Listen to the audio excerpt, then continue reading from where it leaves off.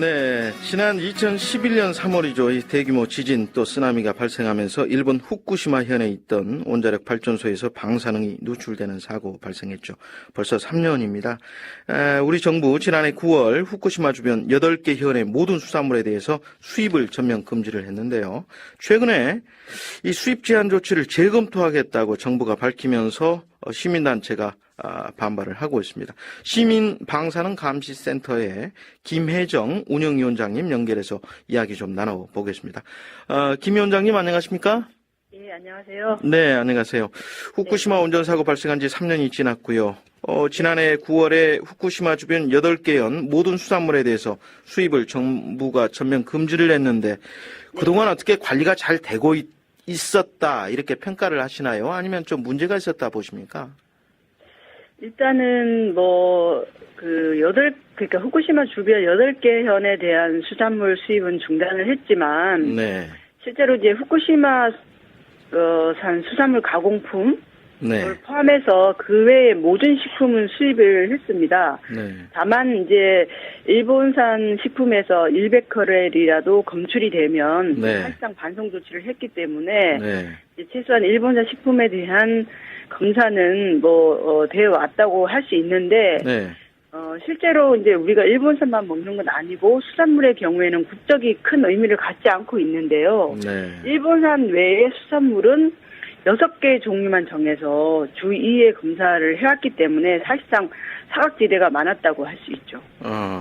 수산물에 관해서 그런 말씀을 하시는 거고요. 지금 6개 네. 종류 주의에 말씀해 네. 주셨고. 정부는 그런데 재검토하겠다는 입장 아닙니까? 네, 재검토하겠다는 입장이죠, 지금. 예, 그 재검토하겠다는 이 정부의 입장이 왜 나왔을까요? 어떻게 보고 계세요? 일단 정부가 재검토해야겠다고 밝힌 이유를 보면요. 네. 그러니까 이제 세계 무역기구 WTO요. 예. 그쪽의 위생 및 식물 위생 조치의 적용에 관한 협정에 따라서 네. 과학적 근거가 불충분한 경우에는 네. 이것에 대한 수입국이 정한 조치에 대한 과학적 타당성을 검토해야 된다 이렇게 어렵게 말하고 있는데 네. 문제는 지난해 정부가 그 후쿠시마 주변 8개 현에 대한 수산물 수입 중단을 할 때 분명히 이 건은 WTO 제소 사안이 아니라고 확인을 했어요. 일본 예. 정부가 항의를 하려고 하니까. 예. 그런데 이제 와서 다시 이게 WTO 제소 건이 될 수 있다 이렇게 해가지고 예. 수입 제한 조치를 해제하려고 하는 것은 사실은 정부 이걸 정치적으로 활용하려고 하는 거 아닌가 이렇게 생각이 되고요. 예를 들면 중국이나 대만, 러시아 같이 우리 주변 국가들은 네. 후쿠시마 원전 사고 이후부터 지금까지 여전히 식품 수입 제한 조치를 하고 있거든요. 네.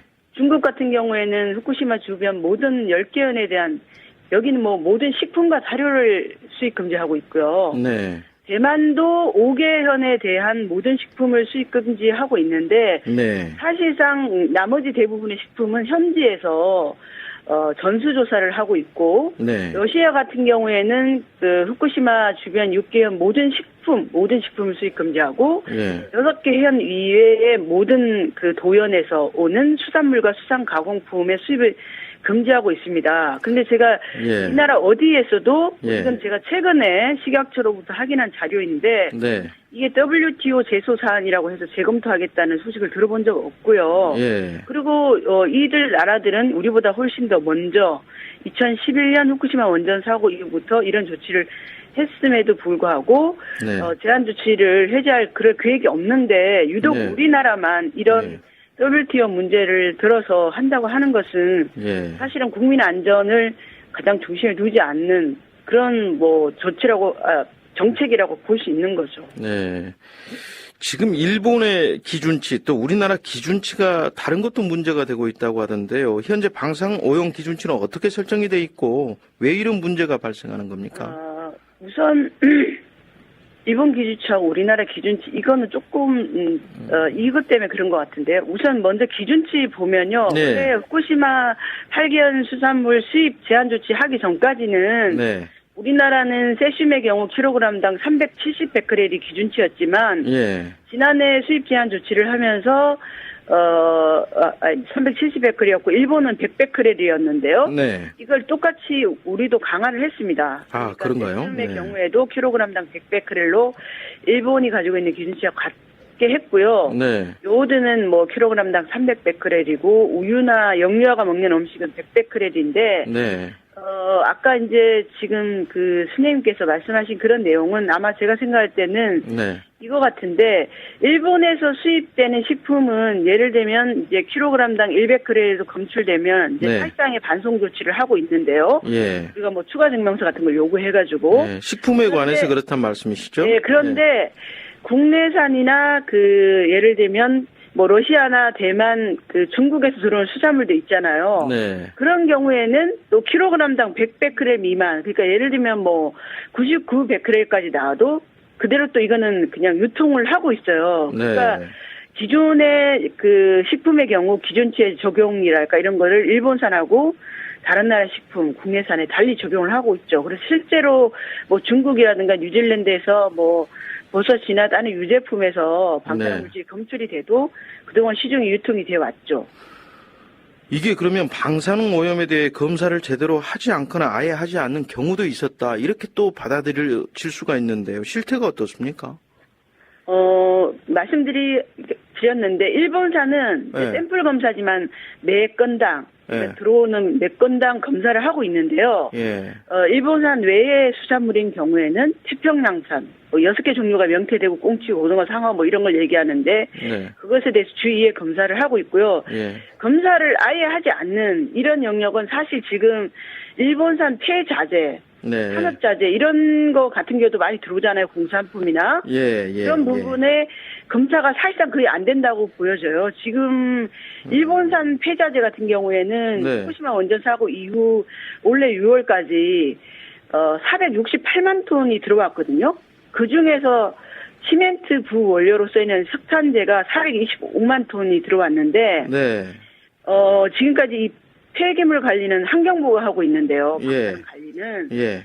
그동안 뭐 딱 4번 검사를 했고 이것도 환경부가 직접 한 게 아니라 원자력 안전기술원에 의뢰해서 했다고 하는데요. 네. 사실상 이 지금 뭐 예를 들면 석탄재 같은 경우에는 뭐 아파트 원료 또는 각종 건축 자재 원료가 될 수 있잖아요. 예. 그런 것들에 대한 방사능 검사 이런 것은 거의 뭐 사각지대에 완전히 있다고 보여집니다. 지금 말씀해 주신 부분이 있잖아요. 일본산 폐기물과 재료들, 예컨대 네네. 그 건축 자재, 또 네. 건물 내장재, 무슨 네. 주방용품, 네, 이렇게도 둔갑해서 이렇게 네. 된다는데, 이게 지금 방사능 오염 때문에 값이 싸져서 그렇습니까? 어떻습니까? 그렇죠. 왜냐하면 지금 우리나라가 네. 일본 수출 폐기물의 96%가 우리나라로 들어오고 있어요. 그러니까 사실상 거의 다 들어온다고 봐야 되죠.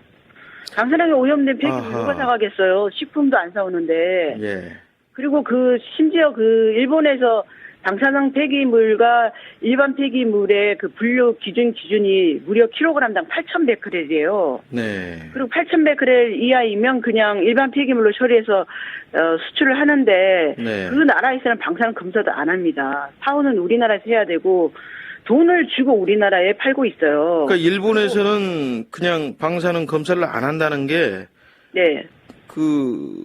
둔갑시켜서. 우리나라 수출할 때 검사해서 하지 않는다는 거죠. 예, 그 말씀이십니다. 식품 같은 거는 하지만. 예. 그리고 지금 예를 들면 편백나무 이런 게 예. 우리나라에 이제 엄청 들어와가지고 값이 싸져가지고. 네. 그래서 뭐 우리나라 이제 주부들이 나무로 만든 도마 좋아하잖아요. 그렇죠. 예. 그래서 뭐 마트에 가면 편백나무로 만든 도마가 뭐 엄청나게 많이 나와 있고 네. 또 이제 그 아파트 내장재 또는 예. 집의 내장재를 뭐 나무로 고급스럽게 하려고 하는 집들이 많은데 네. 이 편백나무가 아파트 내장재로 엄청나게 지금 사용되고 있는 그런 상황입니다.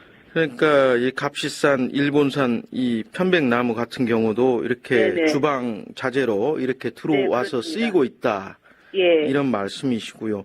이거 네. 실태 조사를 좀 환경부 같은 데서는 안 하고 있습니까? 어떻게 지금?